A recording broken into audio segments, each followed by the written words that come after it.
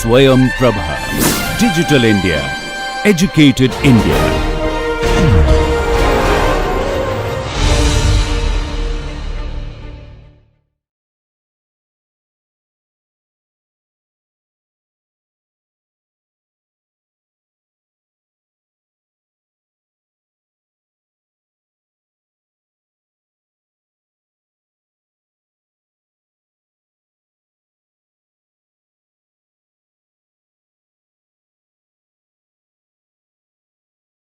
प्रिय शिक्षार्थियों, मैं आपका इस विषय नीतिशास्त्र पूर्व एवं पाश्चात्य दार्शनिक सिद्धांत में स्वागत करता हूं। आज के इस व्याख्यान क्रम में हम पाश्चात्य नैतिक सिद्धांतों का आगे विश्लेषण करेंगे। मेरा नाम डॉक्टर निर्भय कुमार मिश्रा है। मैं doctor D Y. Patil B school Tathawade Pune में प्रोफेसर के पद पर कार्यरत हूँ। इससे पहले कि आज हम पाश्चात्य नैतिक सिद्धांतों का आगे जाकर के रहित विश्लेषण करें, हमने पिछले व्याख्यान में मूलभूत रूप से पाश्चात्य नैतिक संप्रदायों का विश्लेषण किया, इसमें नैतिक शुभ की अवधारणा, उचित की अवधारणा, अनुचित की अवधारणा, सद्गुण की अवधारणा, पुनः हमने नैतिक कर्तव्य की अवधारणा को समझा और वहाँ पर भी एक दार्शनिक समस्या को भी विश्लेषित किया, जिसको कि हम नियतिवाद और स्वतंत्रता में एक संघर्ष के रूप में देखते हैं। वहीं हमने कांट के दर्शन में जाकर के नियतिवाद और स्वतंत्रता जिसे के लिए दो विचारधाराएं, कंपैटिबिलिज्म जिसे संगतिवाद कहते हैं और इनकम्पैटिबिलिज्म असंगतिवाद कहते हैं, में संगतिवाद कैसे संभव है, यानी नैतिक स्वतंत्रता जो है वो नियतिवाद के साथ कैसे संभव है, इस पर एक दार्शनिक विश्लेषण प्रस्तुत किया। आज हम आगे जाते हुए पाश्चात्य दार्शनिक नैतिक दर्शन परंपरा में नियमवाद का विश्लेषण करेंगे। वहीं हम ये समझेंगे कि किस प्रकार नियम व्यक्ति समाज में व्यक्तियों के नैतिक निर्वाह या नैतिक जीवन के निर्वाह के लिए आवश्यक होते हैं। वहीं हम प्राचीन काल से, जब से व्यक्ति ने एक समाज का या समूह का निर्माण किया है, साथ साथ रहना शुरू किया है, कैसे उसे समुदाय के नियम बनाए, समूह के नियम बनाए, फिर कैसे जनजातियों के नियम बने, फिर हम समाज के नियमों का अध्ययन करेंगे, कैसे समाज के नियम व्यक्ति के नैतिक जीवन का निर्माण करते हैं और नैतिक जीवन का संचालन करते हैं। फिर हम राज्य के नियमों का भी विवरण प्रस्तुत करेंगे, जहाँ ये देख पाएंगे कि किस तरह जो राज्य के नियम होते हैं वो नैतिक नियमों से संतुलित होते हैं। और बाद में हम ईश्वरीय नियमों की चर्चा भी करेंगे कि कैसे दार्शनिकों ने ईश्वरीय नियम को ही नैतिकता का आधार माना है। और फिर हम आंतरिक अंतरात्मा के नियम का मूल्यांकन करेंगे कि कैसे मॉरल कंसाइंस, जो आंतरिक अंतरात्मा स्वयं नैतिक नियम का संचालन करती है। आगे जाते हुए हम इस नियमवाद का आलोचनात्मक मूल्यांकन इस क्रम में करेंगे कि जो नैतिकता है या जो नैतिक बोध है वो किसी बाह्य नियमों से संचालित न हो करके स्वयं संचालित प्रक्रिया है, जिसमें भय के स्थान पर बुद्धि, विवेक या अंतर चेतना का महत्व ज़्यादा जरूरी है। फिर हम सुखवाद का दार्शनिक विश्लेषण करेंगे, कैसे सुखवाद किस तरह से प्राचीन से आधुनिक रूप में बढ़ा, और फिर हम इसी क्रम में मनोवैज्ञानिक सुखवाद को समझेंगे और किस प्रकार से उपयोगितावादियों ने, बेंथम और मिल ने किस तरह से मनोवैज्ञानिक सुखवाद से एक नैतिक सुखवाद की जो स्थापना करने का प्रयत्न किया है और उसमें क्या दोष हैं, तो इसका हम आलोचनात्मक मूल्यांकन भी करेंगे। और फिर प्राचीन सुखवाद को उसके अंतर में समझते हुए कि कैसे स्थूल सुखवाद और परिष्कृत सुखवाद में एक अंतर है, उसको समझेंगे। और प्राचीन सुखवादी परंपरा में ही हम चारवाक दर्शन का भी एक संक्षिप्त विवरण देंगे। तो आज, इससे पहले कि हम इन सारी विचारों का एक नैतिक दार्शनिक विश्लेषण प्रस्तुत करें, मूलतः हम जब पाश्चात्य नैतिक सिद्धांतों की चर्चा करते हैं तो हमें तीन प्रकार के नैतिक विचारधाराएं मिलती हैं, जिन्हें हम यूटिलिटेरियनिज्म या इसे हम कह सकते हैं उपयोगितावाद,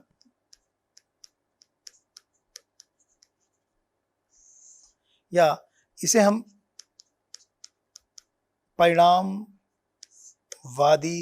नैतिकता भी कहते हैं।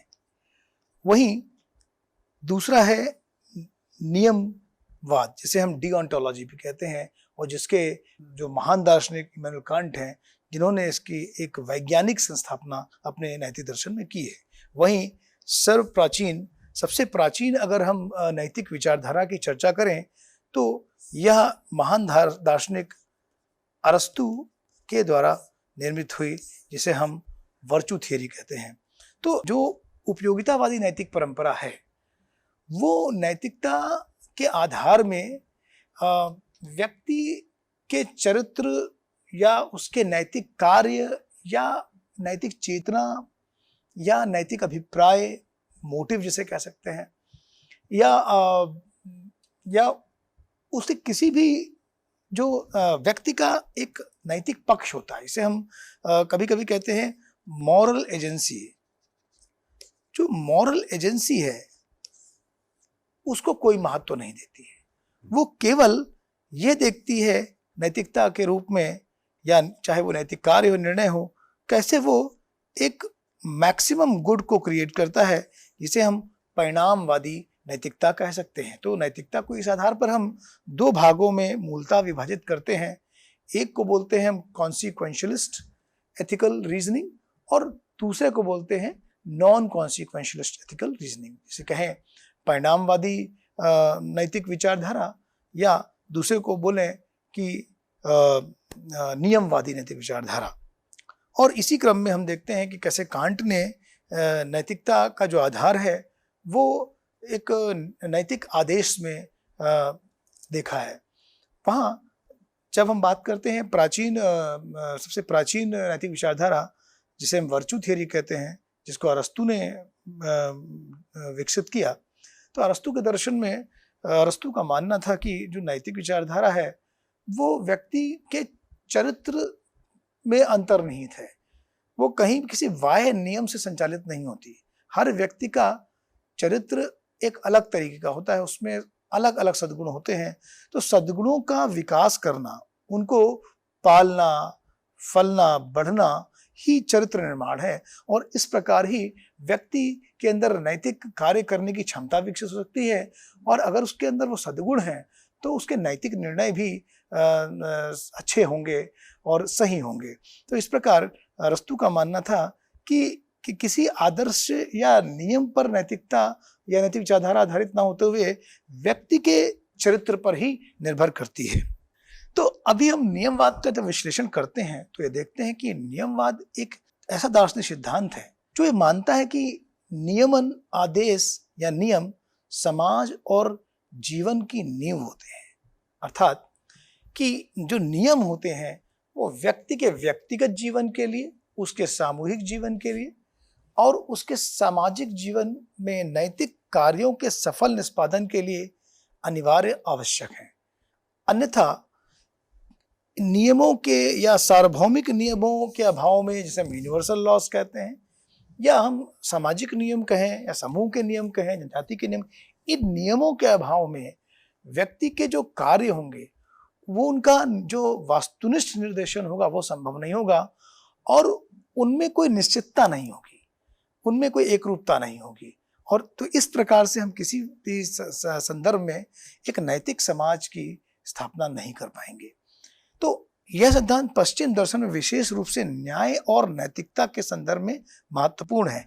यानी नियमों के अभाव में न केवल एक सामूहिक नैतिकता संभव है, बल्कि हम न्याय की संकल्पना भी नहीं कर सकते, क्योंकि न्याय की अवधारणा भी नियमों पर आधारित अवधारणा है, एक वास्तुनिष्ठ नियमों पर अवधारणा है। तो नियमवाद एक ऐसा दर्शन है जो नियमों और कर्तव्यों पर आधारित है। पश्चिमी नैतिक दर्शन का एक महत्वपूर्ण पहलू है जिसमें अधिकार और कर्तव्यों की भूमिका भी महत्वपूर्ण रूप रखती है। अब हम नियमवाद के विश्लेषण में जब जाएंगे तो अब नियमवाद के विश्लेषण को जब हम देखते हैं तो उसमें देखते हैं कि जैसे कि पश्चिमी नैतिक दर्शन में मनुष्य के जितने ही नैतिक कर्तव्य महत्वपूर्ण हैं, उन्हीं के आधार पर नैतिक कर्तव्यों के आधार पर नैतिक अधिकारों को देखा जाता है। कांट के नैतिक दर्शन में हम देखते हैं कि किस तरह से एक जो नैतिक निरपेक्ष आदेश का जो विश्लेषण कांट ने किया है, तो नियमवाद को जो हम देखते हैं तो कांट का जो नैतिक दर्शन है वो एक आधारभूत स्तंभ है इसके लिए। कांट के अनुसार जो नैतिकता का आधार है वो मॉरल लॉ है, जिसे कानून या नियम कहते हैं, और यह नियम हर व्यक्ति पर समान रूप से लागू होते हैं। तो कांट ने यहाँ पे जब बात की कि नैतिकता का जो आधार है वो नियम आदेशित होना चाहिए, morality should be governed by the moral laws, ये कहने का तात्पर्य यह है कि नियमों में एक निश्चितता, एक रूपता और सार्वभौमिकता होती है।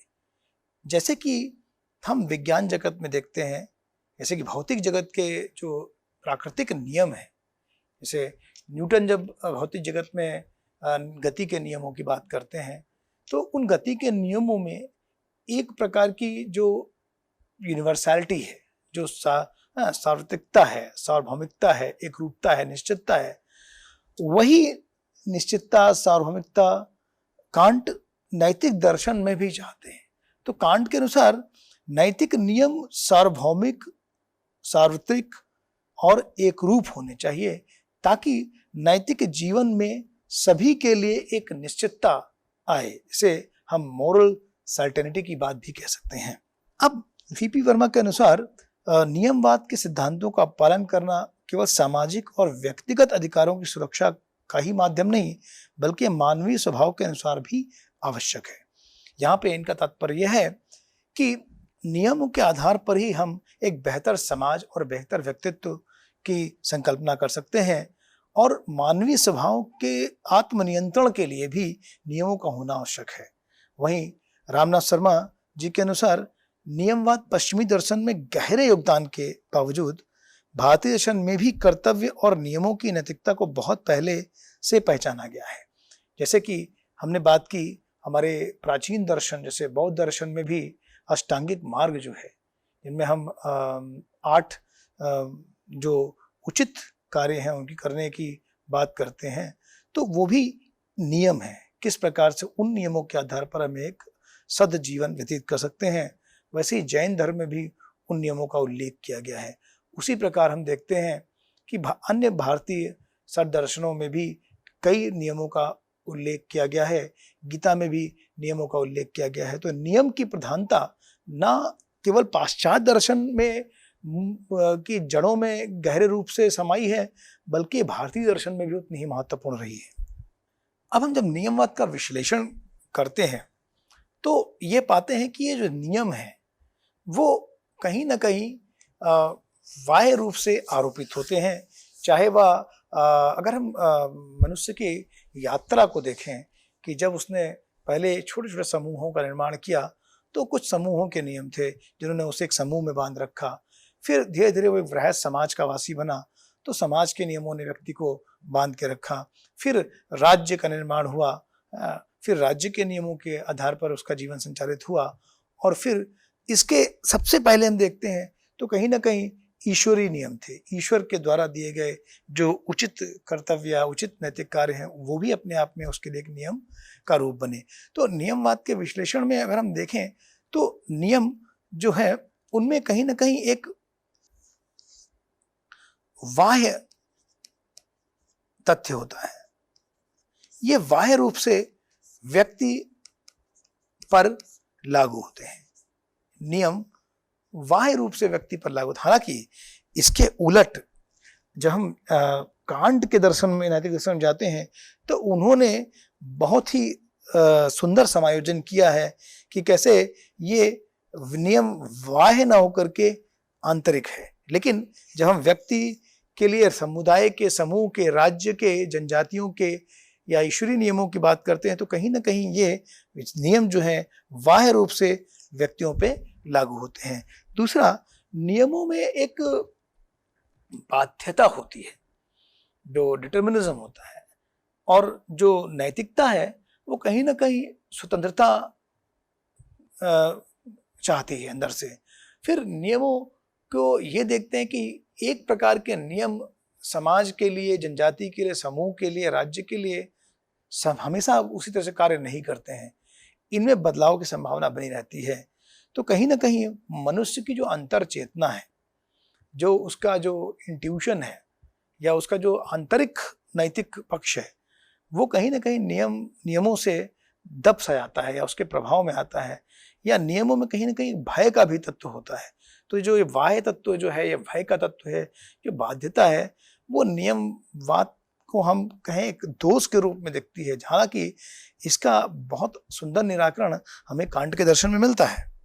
अब हम देखते हैं कि नियमों की जब बात करते हैं, जैसे कि मैंने आपसे कहा कि मनुष्य अगर अपनी जीवन यात्रा को देखता है कि कैसे वो धरती पर आया, तो सर्वप्रथम जंगल में वो रहता था, फिर उसने गुफाओं में रहना शुरू किया और गुफाओं में कुछ छोटे छोटे समूहों के आधार पर उसका जीवन हुआ। तो समूह के नियम वो नियम थे जो उसको कबीलाई जिंदगी में दिए गए थे, जो बाह्य आक्रमण से बचा के रखते थे, या किसी निश्चित जगह पर रहने का आदेश देते थे, कोई निश्चित जीवन शैली जीने का आदेश देते थे, या जिसमें हम कई प्रकार के धार्मिक नियमों की भी चर्चा देखते हैं। तो उन समूह के नियमों ने समूह रूप से व्यक्तियों के जो उद्देश्य थे या उसके जो रुचियां थी, जो इंटरेस्ट थे, उनको कहीं ना कहीं नियोजित किया। फिर समुदाय के नियमों ने भी मनुष्य के नैतिक जीवन को कहीं ना कहीं निर्देशित करने का प्रयास किया। तो यहाँ समूह समुदाय के बाद जब जनजातियों का निर्माण हुआ, तो जनजातियों के भी अपने अपने नियम थे। जनजातियों के नियम में खास पक्ष ये था कि उनमें कुछ सांस्कृतिक रूप से रीति रिवाज थे, जिसे हम कभी कभी टोटेमवाद भी कहते हैं, या उनके कुछ कबील का जनजातियां जो थी, उनके अपने अपने नियम थे जो वाह्य नियमों से बिल्कुल अलग थे, जो वाह्य नियमों का पालन न करके जनजाति संस्कृति का पालन करते थे। और उनमें भी एक बड़ी अच्छी सुंदर बात यह है कि उनके जो नियम हैं वो प्रकृति के साथ बहुत जुड़े हुए हैं। जैसे कि आज हम सस्टेनेबल डेवलपमेंट की बात करते हैं, सतत विकास की बात करते हैं, तो कहीं ना कहीं जनजाति संस्कृति में जाकर देखते हैं तो जिस तरह से उनका प्रकृति का झुकाव है, प्रकृति से लगाव है, या उनके नियमों कैसे प्रकृति के नियमों के साथ संतुलित किया गया है, ये आज के संदर्भ में सतत विकास के लिए एक बहुत महत्वपूर्ण तथ्य है, जिसका हमें एक सतत नैतिकता में पालन करना चाहिए। तो अब समाज के नियम जो है, समाज के नियम समाज की स्थिरता और व्यवस्था बनाए रखने के लिए आवश्यक है। समाज में अगर नियम नहीं होंगे तो एक प्रकार का ऐसी स्थिति उत्पन्न हो जाएगी जिसमें किसी व्यक्ति को यह भान नहीं होगा कि उसे करना क्या है, क्या करना चाहिए, कब क्या करना चाहिए, किस व्यक्ति से के लिए उसका कर्तव्य क्या है, उसकी नैतिक जिम्मेदारी क्या है।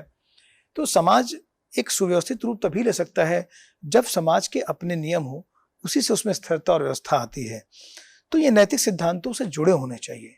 नैतिक सिद्धांत जैसे कि हमने चर्चा की, चाहे वो कर्तव्य आधारित हो, परिणाम आधारित हो या सद्गुण आधारित हो, ये सभी सिद्धांत समाज के नियमों को मूल्यांकित करने में मदद करते हैं और उन्हें करना भी चाहिए। तो समाज के नियमों का नैतिक विश्लेषण समय समय पर जरूरी है ताकि वह समकालीन और नैतिक दृष्टिकोण से उपयुक्त हो।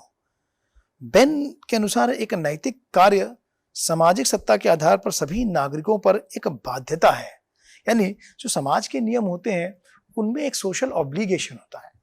यानी वैसे मैंने कहा कि नियमों में एक बाध्यता होता है, एक बाह्य तत्व समाहित होता है और एक भय भी होता है जो नैतिकता के उलट दिखता है। तो यहाँ पे यह आलोचना समाज के नियमों के लिए उतनी लागू है कि समाज के नियम समय समय पे परिवर्तित होते रहते हैं, तो उसमें नैतिक व्यवहार की निश्चितता को बनाए रखना उतना आसान नहीं होता और समाज की गतिशीलता के लिए उनका बदलना भी आवश्यक है।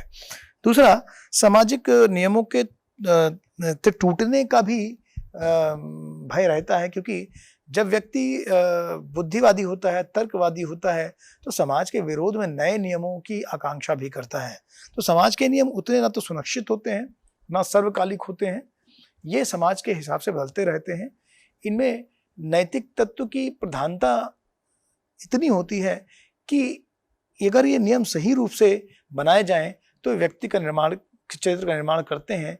वहीं इसके उलट ये नैतिक अंतरचेतना, नैतिक स्वतंत्रता और नैतिक जो मॉरल कंसाइंस है, जो नैतिक भान है, उसमें बाधा भी बन जाते हैं। यानी कभी कभी हम बात करते हैं सामाजिक परंपराओं की, तो सामाजिक परंपराएं, जैसे कि हम एक बात करें समाज के नियम के संदर्भ में, जैसे हमारे भारतीय दर्शन में भी सती प्रथा, बाल विवाह ऐसी कुछ परंपराएं रही हैं। इनका बाद में हमने खंडन किया है, बुद्धि तर्क विवेचना के आधार पर, इसी आधार पर किया है कि वो नियम जो थे वो समाज की नैतिक चेतना के लिए अच्छे नहीं थे, या एक अच्छे बेहतर समाज के लिए उन नियमों को तोड़ना या खत्म करना ही आवश्यक था। अब हम राज्य के नियमों का विश्लेषण करते हैं तो हॉब्स और बेन जैसे जो दार्शनिक हैं वो ये मानते हैं कि जो राज्य अथवा सरकार के नियम हैं वही नैतिकता का मानदंड है। हालांकि जब प्राचीन दर्शन में देखते हैं तो प्रोटागोरस ने कहा मनुष्य ही जो है सभी उचित नैतिक नियमों का मानदंड है। हॉब्स और बेन का मानना है कि सरकार और देश के जो नियम है वही नैतिकता का मानदंड है। और हॉब्स कहते हैं कि सभी प्रकार के उचित और अनुचित के विषयों में नागरिक कानून ही अपील करने के लिए एकमात्र सर्वोच्च न्यायालय है। यहाँ हॉब्स जो है जो नैतिकता है उसको कानून में ही समाहित देखते हैं।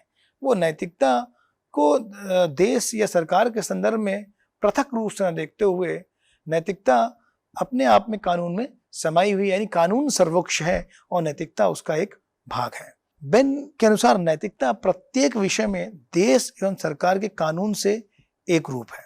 अतः देश और सरकार के विरुद्ध कोई भी कार्य अगर हम करते हैं तो वह अनैतिक है, और देश सरकार द्वारा बनाई गई जो व्यवस्था है, जो नियम है, जो कानून है, उनके अनुसार जो भी हम काम करते हैं वो उचित एवं नैतिक है। राज्य के नियमों के संदर्भ में हेगल ने भी ये माना है कि जो राज्य है और जो उसका शासक है वो कहीं ना कहीं ईश्वर का इस पृथ्वी पर एक अवतरण के रूप में देखते हैं।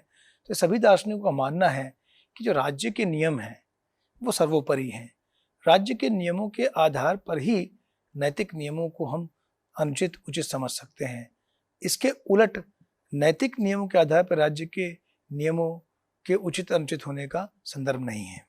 अब हम चर्चा करेंगे ईश्वरीय नियम क्या होते हैं। ईश्वरीय नियम को हम देखते हैं कि जैसे कि नैतिकता का आधार भी जब हम देखते हैं तो कुछ लोग मानते हैं कि नैतिकता का आधार जो है वो ईश्वर है, यानी जो ईश्वर के आधार पर दिए गए हैं, इसे हम डिवाइन थियरी बोलते हैं कि जो भी उचित अनुचित है, जो भी कर्तव्य है या जो भी सद्गुण है वो ईश्वर द्वारा दिया गया आदेश है।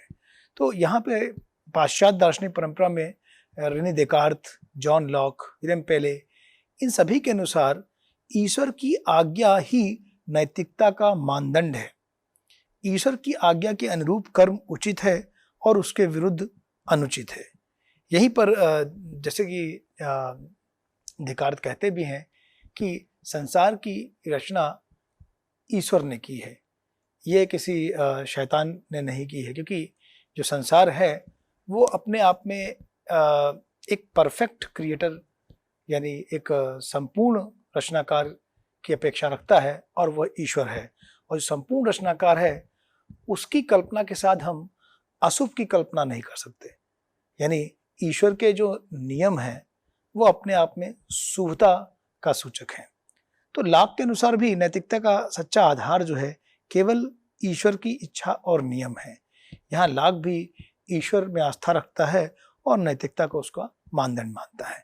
भारतीय दर्शनों में देखें तो न्याय दर्शन भी ईश्वरीय नियम को नैतिक आदेश मानता है। वो कहता है कि ईश्वर अपने आदेशों को संत और पैगंबरों द्वारा प्रकट करता है और साधारण जन उसको शास्त्रों द्वारा जान सकते हैं। ईश्वरीय नियम के संदर्भ में एक महत्वपूर्ण तथ्य यह है कि जैसे कि हम देखते भी हैं कि धर्म और नैतिकता का प्राचीन काल से ही एक अंतर्निष्ठ संबंध रहा है, और वहीं धर्म का भी एक अंतर्निष्ठ संबंध कहीं ना कहीं ईश्वर के अस्तित्व से रहा है। तो नैतिकता के उदय के संदर्भ में भी हम ईश्वर के अस्तित्व की अवधारणा एक अहम भूमिका रखती है। वहीं धर्म और नैतिकता का जो ये मेल है ये भी काफी महत्वपूर्ण है। हालांकि कांट के दर्शन में यद्यपि कांट भी नैतिकता के लिए ईश्वर के अस्तित्व का समर्थन करते हैं एक न्यायकर्ता के रूप में, जो नियमों का न्याय करता है, लेकिन उनकी जो नैतिकता है वो धर्म निरपेक्ष है, यानी वो धर्म से स्वतंत्र रूप से अपनी स्थिति बनाती है। अब हम बात करते हैं अंतर आत्मा का नियम, जैसे हम कहें मोरल कंसाइंस, है ना, अंतर चेतना। कुछ दार्शनिक ऐसा मानते हैं कि नैतिक नियम हमारे अंतरात्मा एवं सहज ज्ञान की दृष्टि से निर्धारित होते हैं। इस सिद्धांत के अनुसार अंतःकरण की आज्ञा मानना उचित और उसकी अवहेलना करना अनुचित है। इसे हम अंतःप्रज्ञावाद में भी देख सकते हैं। अंतःप्रज्ञावाद या इंट्यूशनिज्म ये मानता है कि नैतिकता का आधार बाह्य नियम न होकर के हमारी खुद की अंतर चेतना है। हमें अंदर से एक आवाज आती है, जब भी हम कोई अच्छा कार्य करते हैं तो हमें खुशी का अनुभव होता है या उससे हमें विश्वास का अनुभव होता है, और वहीं जब अनुचित कार्य करते हैं तो हमें भय दिखता है। तो इस तरह की हमारी एक मॉरल कंसाइंस है, एक अंतरात्मा है, तो जो कि हमारे अंतम जो नैतिक अंतःकरण है उससे एक हमें नैतिक आदेश मिलता है। जब हम उसको मानते हैं तो उसे हम उचित कहते हैं, और जब उसके विरुद्ध कार्य करते हैं तो हमें ना अच्छा महसूस होता है बल्कि हम भय महसूस करते हैं, वह अनुचित है। अंतर्चेतना किसी ध्येय के दृष्टिकोण से नहीं बल्कि अपने सहज ज्ञान से शुभाशुभ का निर्णय कर लेती है। तो अंतर्चेतना का संबंध जो है वो टीलियोलॉजिकल मोरालिटी से नहीं है, उसे किसी परिणाम को प्राप्त करना होता। अंतर्चेतना हमारे कहीं ना कहीं एक मॉरल इंटेंशन को भी गाइड करती है। हमारे जो इंट्यूशन है वो इंट्यूशन हमारे नैतिक अभिप्राय को भी एक दिशा देता है कि यह अभिप्राय सही है और यह गलत है, उसका किसी परिणाम से संबंध नहीं होता है। तो शुभाशुभ का निर्णय जब हम करते हैं अंतरात्मा से तो वो अंतर चेतना के आधार पर होता है, बल्कि इस दृष्टिकोण से नहीं होता है कि इस कार्य करने से हमें ये प्राप्त होगा या ये नहीं प्राप्त होगा। तो नैतिकता ज्ञान सौंदर्य अथवा अन्य किसी भी गुण पर नहीं बल्कि अंतर चेतना के सहज ज्ञान जनित नियम पर आधारित होती है, और सहज ज्ञान है बाह्य पर्यावरण से नहीं मिलता, यह स्वयं आत्मचेतना में उत्थापित होता है। अब हम नियमवाद का एक आलोचनात्मक मूल्यांकन करते हैं तो देखते हैं नियमों और कर्तव्यों पर आधारित नैतिकता में प्रत्येक क्रिया को उसकी अंतर्निहित स्वच्छता या भ्रष्टता के आधार पर नैतिक रूप से मूल्यांकित किया सकता है, न कि उसके परिणामों के आधार पर।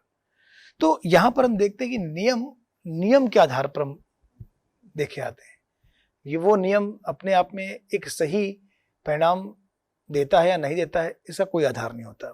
पुनः नियम जो है वो बाह्य रूप से उत्थापित होते हैं। नियमों में बाध्यता और भय का तत्व भी समावेशित होता है।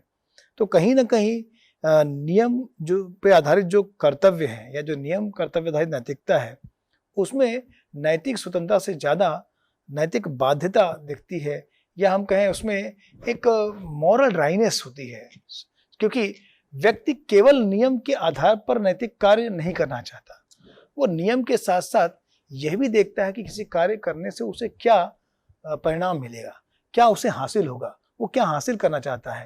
यानी नियम के साथ साथ उद्देश्य का भी महत्व होता है। नियमवाद में जो उद्देश्य है उस पर महत्वपूर्ण ध्यान नहीं दिया जाता है। कांट ने जैसे कैटेगोरिकल इंपेरेटिव की बात की, इसका प्रमुख उदाहरण है जो कहता है कि हम किसी भी क्रिया को ऐसे नियम के रूप में देखें जिसे हर कोई लागू कर सके। कैटेगोरिकल इंपेरेटिव का तात्पर्य ऐसे मॉरल लॉ से है जो अनकंडीशनल है, परिणाम अच्छा हो या बुरा हो उससे कोई मतलब नहीं है।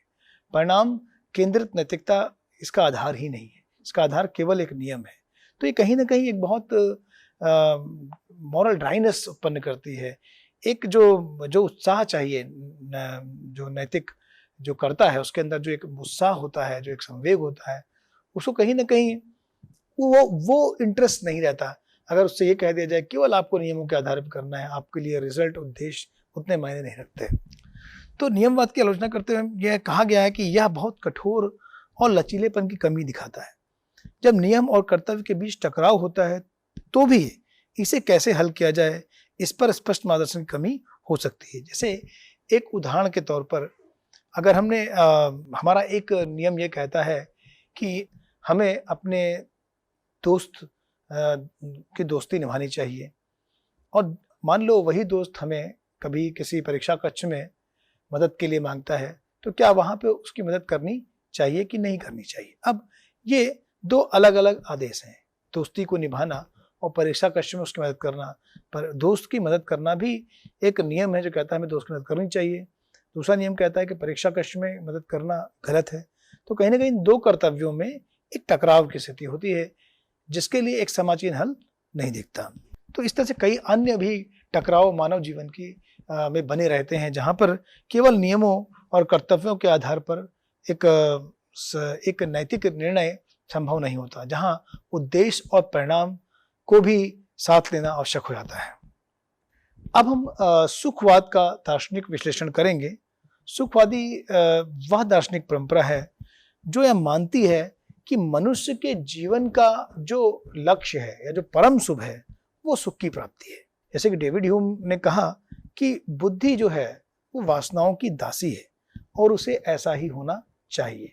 कांट इसके उलट कहते हैं कि जो बुद्धि है वो प्रकृति का निर्माण करती है, अंडरस्टैंडिंग मेक्स नेचर। लेकिन डेविड ह्यूम का मानना है कि बुद्धि जो है, हमारी जो इंटेलिजेंस है, वो वासनाओं की दासी है और उसे ऐसा ही होना चाहिए। सुखवादी जब आत्मा का अध्ययन करते हैं, उसका विश्लेषण करते हैं, जिसके डेविड ह्यूम ने स्वयं कहा था कि जब मैं आत्मा के अंदर जाता हूँ तो बहुत अंदर जाने के बाद भी मुझे इच्छाएं, वृत्तियाँ, अनुभूतियाँ, गहरी अनुभूतियाँ, कमज़ोर और सख्त अनुभूतियाँ और वासनाएं और यही सब प्राप्त होता है। मैं कभी भी किसी आत्म तत्व जैसे चीज़ से नहीं टकराता हूँ। तो सुखवादी कहीं ना कहीं मानते हैं कि जो आत्मा है वो इच्छाओं, अनुभूतियों और वासनाओं का एक समुच्चय है। तो इस प्रकार सुखवादी मानता है कि मानव स्वभाव की यह प्रवृत्ति है कि मानव स्वभाव यह है कि वह सदैव मानव सुखों की कामना करता है और दुखों से दूर भागता है। इसी को हम मनोवैज्ञानिक सुखवाद भी कहते हैं। अगर इसको हम प्राचीन पाश्चात्य दर्शन में देखें तो अरस्तु के संदर्भ में भी हम देखते हैं कि मानव क्यों कार्य करता है जीवन में। अगर इस प्रश्न का उत्तर दें कि वो क्या मोटिवेशन है ना, या क्या वो क्या प्रेरणा है जिससे प्रेरित होकर मानव अपने जीवन में कुछ नैतिक कार्य करता है, कुछ अच्छे या कार्य करता है या बुरे कार्य नहीं करता है। तो अरस्तु का भी मानना था कि मानव जीवन का जो नैतिक का निर्धारण है वो सुख और दुख के आधार पर होता है। तो सुख और दुख ही जो ऐसे तत्व हैं जो कहीं ना कहीं उसे निर्देशित करते हैं नैतिक कार्य करने के लिए। तो सैद्धांतिक रूप से सुखवाद दो प्रकार का होता है, मनोवैज्ञानिक सुखवाद और नैतिक सुखवाद। अब जो सुखवाद है वो तथ्यात्मक है। जो मनोवैज्ञानिक सुखवाद है वो मानव स्वभाव का तथ्यात्मक विवेचन इस प्रकार करता है कि मानव जो जैविक रूप से है वो सुखवादी है, वो सुख चाहता है, वो दुख नहीं चाहता है। सुख में वो एक सहज महसूस करता है, अच्छा महसूस करता है, और दुख में वो कष्ट महसूस करता है। लेकिन जो नैतिक सुखवाद है वो एक आदर्शात्मक पद्धति है जो कहती है कि हमें ऐसा करना चाहिए। जो मनोवैज्ञानिक सुखवाद है वो कहता है ऐसा होता है, this is x is the fact. लेकिन जो नैतिक सुखवाद है वो कहता है एक्स शुड बी फैक्ट। इसका एक बहुत ही दार्शनिक विमर्श हमें पाश्चात्य दार्शनिक परंपरा में मिलता है, जिसका जिक्र डेविड ह्यूम के दर्शन में भी है, जिसे हम इज ऑट प्रॉब्लम भी कहते हैं, या है से चाहिए का जो निष्पादन करते हैं वो क्यों अपने आप में गलत होता है। तो मनोवैज्ञानिक सुखवाद मनुष्य के स्वभाव का वर्णन करता है। उसका कहना है कि मनुष्य स्वभावता ही सुख की खोज करता है। नैतिक सुखवाद के अनुसार हमारा परम श्रेष्ठ सुख है। उसका कहना है कि मनुष्य को सुख की खोज करनी चाहिए। मनोवैज्ञानिक सुखवाद से नैतिक सुखवाद नहीं निकलता है। यही बात डेविड ह्यूम ने भी कहा, क्योंकि जो इज है, मुझे अगर कोई कार्य अच्छा लगता है तो वो एक स्टेट्स ऑफ वेयर है, उसमें कुछ फैक्ट्स हैं, जिन फैक्ट्स को हम ट्रू और फॉल्स कर सकते हैं और जिनकी हम स्थिति को समझ सकते हैं। लेकिन जब मुझे ऐसा करना चाहिए जिससे सभी के लिए अच्छा हो, ये अपने आप में एक आदर्श है। इसका होना या ना होना किसी फैक्ट पर निर्भर नहीं करता, ये केवल एक नियम पर निर्भर करता है। तो कोई भी तथ्यात्मक निर्णय किसी नैतिक निर्णय का आधार नहीं हो सकता। मैकेंजी के अनुसार भी नैतिक सुखवाद का मनोवैज्ञानिक सुखवाद से सामंजस्य नहीं हो सकता है। तो मनोवैज्ञानिक सुखवाद का जब आलोचनात्मक मूल्यांकन देखते हैं तो ये देखते हैं कि जो मनोवैज्ञानिक सुखवाद है वो मनुष्य के स्वभाव का विश्लेषण करता है और मनुष्य का जो स्वभाव है वो जैविक रूप से तथ्यात्मक है। एक तथ्यात्मक विश्लेषण करता है मानव स्वभाव का। लेकिन अब हर मनोवैज्ञानिक सुखवाद को भी अगर समझें कि हम मनोवैज्ञानिक रूप से केवल सुखवादी हैं, यह तथ्य अपने आप में उतना समीचीन प्राप्त नहीं होता, क्योंकि मानव के अंदर सुख के अलावा भी कई अन्य प्रेरक तत्व होते हैं। जैसा कि बटलर ने भी कहा था कि जो हमारे अंदर की एक अंतर विवेक या नैतिकता है, वो मनुष्य सुखवादी के साथ साथ कहीं ना कहीं वो फिलैंथ्रोपिस्ट भी होता है। वो मानव कल्याण की भी कामना करता है और उस मानव कल्याण करने के लिए कभी कभी वो सुखों का त्याग भी करता है। तो मानव का केवल स्वभाव सुखवादी नहीं है, उसके सुख के अलावा उसके अंदर अपने सम्मान के लिए विचार होना, सम्मान के लिए कार्य करना, अहंकार के लिए कार्य करना या किसी अन्य उद्देश्यों के लिए कार्य करना भी संभव है। तो केवल सुखवाद के आधार पर नैतिक विवेचना करना उतनी समीचीन प्रतीत नहीं होती है। इस प्रकार सुखवाद को अगर हम प्राचीन पाश्चात्य दर्शन के संदर्भ में देखें तो प्राचीन ग्रीक दार्शनिकों ने सुखवाद की नींव रखी। सुकरात, प्लेटो, अरस्तु ने नैतिकता में आनंद के महत्व को स्वीकार किया, लेकिन इसे विवेक और नैतिकता से जोड़ा। यहाँ इस संदर्भ में जो कांट की आलोचना है, सुखवादी की जो आलोचना कांट करते हैं, तो कांट का कहना है कि वो सुख की आलोचना नहीं करते। मनुष्य को अपने जीवन में सुख की प्राप्ति, चाहे वो अच्छे कार्य में हो, अच्छे पहनावे में हो, अच्छे खाने में हो, अच्छे संगीत में हो, है ना, किसी अच्छे कार्य में हो, सुख, हम सभी लोग सुख और दुख भोगते हैं। कांट ये नहीं कहता है कि सुख और दुख अपने आप में गलत हैं या सुखवादी होना गलत है। कांट कहता है कि सुखवादी विचारधारा के आधार पर या सुख या दुख के आधार पर नैतिक कर्तव्य का मूल्यांकन या नैतिक कार्य का मूल्यांकन अपने आप में गलत है। सुख और दुख हमारे नैतिक मानदंड नहीं हो सकते या नैतिकता के आधार नहीं बन सकते। तो इस तरह से हम देखते हैं कि कांट भी प्राचीन ग्रीक परंपरा सुकरात, प्लेटो, अरस्तु की है, जहां पर इन लोगों ने भी सुख और आनंद को विवेक और नैतिकता से जोड़ा है। इसको कांट ने भी महत्व दिया है, जहां कांट ने रेशनैलिटी को महत्व दिया है और रेशनैलिटी को और कैटेगरी इंपरेटिव को ही नैतिकता का आधार माना है, जिसमें उन्होंने ऑटोनॉमी को भी काफी महत्वपूर्ण स्थान दिया है, जिसे हम नैतिक स्वतंत्रता कहते हैं। एपिक्यूरस ने आत्मिक शांति और मानसिक आनंद को सर्वोच्च माना था। उन्होंने कहा कि अल्प आनंद दीर्घकालिक सुख देता है, जिसे डिलेड प्लेजर कहते हैं। उन्होंने भौतिक सुख से अधिक मानसिक सुख को प्राथमिकता दी है। ऑरिस्टिपस का जो मानना है, जो उसके प्रमुख विचारक थे, जो स्थूल सुखवादी थे, जिन्होंने शरीर पर केंद्रित होकर के उन्होंने कहा कि जो तत्कालिक और शारीरिक आनंद है वही सर्वोच्च सुख है। इनकी छाया हमें बेंथम के दर्शन में भी दिखती है, जिन्होंने माना कि शारीरिक इच्छाओं का भोग करना, सुख का भोग करना ही सर्वोच्च सुख है या सर्वोच्च शुभ है। यह विचारधारा मानती है कि जो आनंद अभी उपलब्ध है उसे तुरंत प्राप्त करो, भविष्य की चिंता मत करो। तो स्थूल सुखवादी जो हैं वो इंद्रिय भोगवादी सुखवाद पर निर्भर करते हैं, इसीलिए इन्हें इंद्रिय भोगवादी सुखवाद भी कहा जाता है। वहीं परिष्कृत सुखवाद इससे अलग, जिसके जो जन्मदाता हैं वो एपिक्यूरस हैं, उन्होंने ही इसे विकसित किया। उनका मानना था कि शारीरिक सुख से अधिक मानसिक और आध्यात्मिक सुख महत्वपूर्ण है। सच्चा सुख जो है वो संयम और विवेक से प्राप्त होता है। परिष्कृत सुखवाद यह मानता है कि अल्पकालिक भोग की बजाय दीर्घकालिक संतोष और शांति अधिक महत्वपूर्ण है।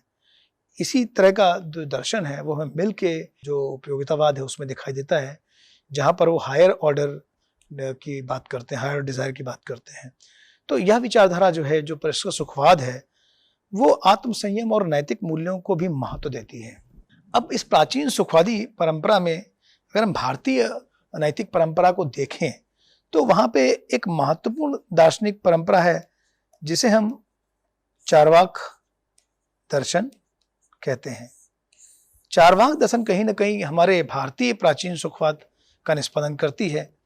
चार्वाक दर्शन दो तरह की दार्शनिक विचारधाराओं का मिश्रण है। एक को हम कह सकते हैं सुखवाद और दूसरे को कह सकते हैं हम संदेहवाद।